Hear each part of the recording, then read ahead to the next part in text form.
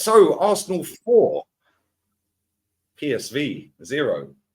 First game back in the Champions League for 7 years, Jez. Hammering down with rain at the Emirates. And it rained on PSV because we absolutely took them to the cleaners tonight, mate. Yeah, one of the most comfortable performances you will see in the Champions League this season. Blew them away. Bukayo Saka, first goal in the Champions League after 8 minutes of Champions League football.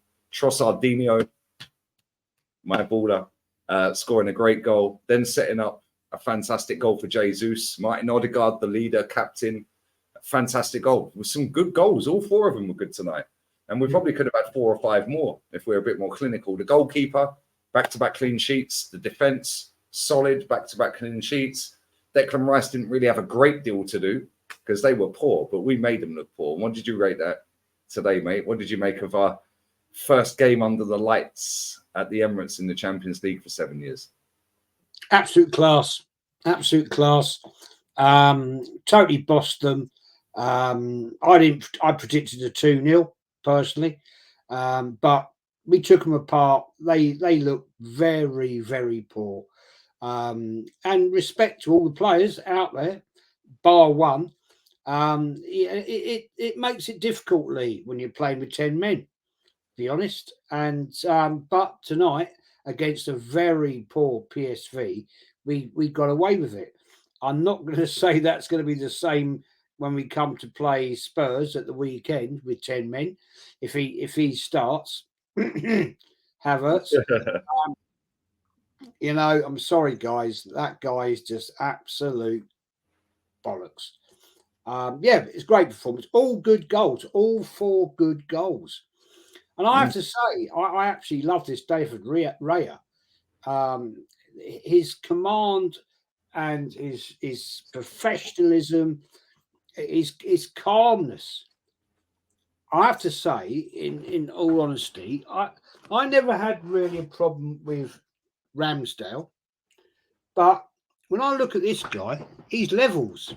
He is levels. His ball distribution, he just calms everything down. You know, when we're under pressure, well, we weren't really under pressure, but when we had a couple of opportunities of being under pressure, he just took it all down and he's nice and calm, rolls the ball out, and off we go again.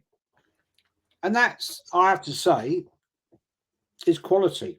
That is quality, which Ramsdale, I'm sorry, I have to say, I don't think he actually has.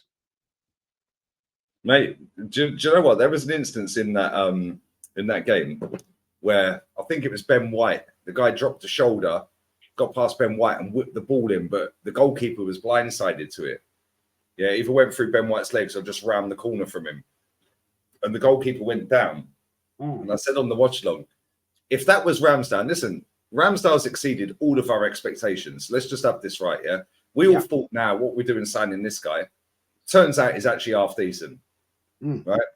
But if that was Aaron Ramsdale in that situation, he parries that and they get a tap in because he reacts a split second too late. Yeah. Oh, it's a bit uncomfortable, drops it, and then they score. Raya, comfortable. When he comes out and claims the ball off of free kicks, yeah, he's vocal. You can hear him shouting. Yeah, even with the, well, I couldn't hear him, but you can see that he's shouting. So I could imagine that you could probably hear that on the TV. Yeah. Leave it, my ball, whatever it may be. Yeah. He's pointing, put the ball on this side. Then he's telling, yo, Havertz, you come over here. You do this. Trossard, you come here. And albeit he kicked the ball out of play on that one, but he's talking to his back 4. Ramsdale did that. And he did that very well. And he has been decent. But ultimately, when the pressure's on, Ramsdale buckles. He doesn't claim his penalty area. Doesn't claim throw-ins that are long throw-ins. He flaps. He's jumping around, doing all this on corners. It's chill. And listen, it's only been 2 games, Jez. We're not going to get carried away. But from what I've seen at Brentford and what I've seen with him here, this goalkeeper, when he drops the ball, drop kick, it's like watching Edison. Yeah, straight onto Saka's foot, straight onto Trossard's foot, straight onto Jesus, whatever it may be. Yeah, and that leads me on perfectly to Trossard. What did you make of? We're not going to get into player ratings just yet, right? But that front 3 tonight, Trossard, Jesus, Saka. Yeah. Wow. Odegaard, he lasted the 90. So I don't know who got man of the match on BT or TNT or whatever. I didn't watch it on there, mate. I watched it on Bing Sport. Oh, cool. Sorry. Yeah, I listen, leave it in the chat, people. I'd imagine probably Odegaard because he stayed on for the 90, scored a goal. Yeah, whatever. But for me, that front three, they killed that game off so quick, it was mad. Yeah, so quick. What did you make of their performances tonight? That front three. I mean, Jesus is class. The way he skinned that guy on the halfway line was class. Yeah, Saka, golden assist. Trossard, golden assist. Jesus probably should have had a hat trick tonight. Yeah, absolutely quality. Odegaard could have had 2 or 3 tonight as well. But what did you make of the front three? Absolute class.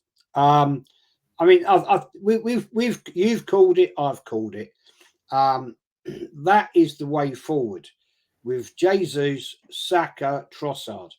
Trossard is he's a menace. He's a menace to defences. They just don't know sometimes what to do with him. Okay, the question I will ask you was, would we rest Saka? We can't rest him against Tottenham. No chance. But if we go 2-0 up against Tottenham, then I think I'd take him off because I still don't want to risk him that much. But they were absolutely outstanding today. They totally bossed. That defence hadn't got a clue what to do with them. And they've conceded 1 league goal in 4 games. Yeah. And it's conceded 4. I mean, I have to say, Ben White today was absolutely outstanding. Yeah. Outstanding. And you see the way he slalomed around everybody. Yeah. I mean, it was brilliant. It was brilliant. This is why we don't ever want to see him at centre-back for all you people in the comments, yeah? Go, oh, he's decent. No, he's not decent at centre-back. Play him on the right wing. He can cross a ball. He's very technically gifted and sound. Yeah. And his composure level, nothing fazed him. Slalom, it was like watching Bernardo Silva. And I was just going, just hit it. If he scored that would have been mad. Yeah. But for me, that was a great performance today. And we carried one person. A lot of people, I didn't realize he had so many fans, Havertz, but listen, it is what it is. The one thing I will say is Ola, big up to Ola, and Matty, and everyone that watched the watch along. But Ola said the one thing he thought in his head was the fact that Havertz stayed on for so long was so he don't play at the weekend. Yeah, do you think Havertz starts at the weekend? And if he does, do we win that game? Because they've started off really well, Tottenham. But again, that tonight, the first team that actually didn't read the blueprint, threw the blueprint in the bin, shredded it, opened up against us, and we ripped him a new one. Do you think that they're going to be that arrogant to come to our ground and do what they've done so far in playing high up the pitch and all of that? And if so, if Havertz starts, do you see us winning the game? I don't think they'll be that arrogantly. They know what it is. It's the NLG. It's the biggest game of the season between the two of us. That's for sure. Yeah. And it's the biggest game in London. It's the biggest game in London. Those 2 games, home and away, are the biggest. I don't care what anybody tells me. One of the biggest games one of the biggest derbies in the world. Yeah, which is crazy because they've been crap for so long.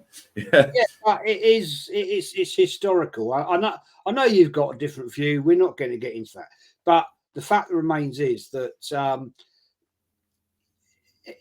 if Havertz starts, we've got a problem. I think today, this is my view, Arteta played him all that time to actually say, right, okay, are you up for this game on Sunday? Yeah, I'll play you into getting yourself out of the team kind of thing. Yeah. That's what I play yourself out of the team rather than play yourself into the team. Yeah, that's well said. Very well said. Because I think at the end of the day, he will be an absolute big problem. We can't go into playing Spurs with 10 players. No. Mate, I totally agree with you. Yeah, like I don't know why so many. Well, I do know why. I said it on my fan cam. People are so desperate for him to be good. And listen, hopefully he does come good. We all sat here when we signed Martin Odegaard and said, What Why? 30 mil, why? Yeah. And then we're all sitting here on the podcasts, on watch alongs or whatever, fan cams, saying he needs to shoot more. He needs to shoot more. Now all of a sudden Martin Odegaard's shooting more. He's now scoring more and affecting games and leveling up and leveling up and leveling up. Bukayo Saka's got better every year. Martinelli's got better every year. Gabby Jesus' class, Trossard's class, we know that anyway. Declan Rice has walked into Arsenal like Tony Adams. Like literally, like walked in and it's like, I deserve to be here. Yeah, and he's been class. Saliba's the same. Yeah, Gabriel Magalhaes has been absolutely brilliant since the turn of the year. Yeah, Zinchenko, as much as I don't rate him, yeah, tonight I thought he played brilliant. Yeah. But again, it's a poor team. Now, can you do it when it matters? And this is the thing with Arsenal. Can you do it when it matters? Kai Havertz did it when it matters for Chelsea against Man City. And I think a lot of fans are living in hope that Arteta can get a tune out of him. And it's more the fact that Arteta wants him and they rate Arteta rather than they rate the player. So it's, well, if Arteta likes him, we'll just go with what Arteta says because Odegaard's proved us wrong, Ramsdale's proved us wrong, and all the other. So I think it's more of that rather than actually Kai Havertz is actually going to be any good. I think the problem is, Lee, here is we spent 65 million pounds, right? Let's think back what happened to Nketiah last season. Started and then disappeared because Arteta said, no, I don't think so, son. You're on the bench. I don't think it's going to be very long. And let's get it right. At Everton, he started on the bench. Yeah. And I don't think it's going to be very long before this happens. And the management or Arteta think, Christ, 65 million pounds for this fella. Yeah. Do you know what? Like the thing is, you're right. Yeah. Eddie Nketiah, he gave him like 10, 12 games or whatever it was. And then eventually it was like, no, you need to get out the team. Trossard comes in. Yeah. All of a sudden, Trossard comes in, does great. But then this is where I look at it and you look at it and we're like, he was great. Why did you drop him? Because you kept playing Eddie when he was crap to almost play him out of the team. But this guy's playing himself into the team week in, week out, but then you took him out the team. And this is why the first substitution tonight probably should have been Havertz at halftime, but if not, it should have been Saka. But I'm glad he got a break, mate. Yeah, I'm glad he got taken off because we've been calling for that for a long time. But it's a make sure you sub to Jez's channel, people. I'm going to do Matty's fan cam now. Then we're going to do player ratings. Make sure you come and tune in for that. And make sure you check out Kenny's fan cam. He's soaking wet, bless him. Yeah, it was hammering down. And check out my fan cam as well. But we're out of here, people. Leave your comments down below. Sub to Jez's channel. It'll be in the title. We're out. Adios. Ciao.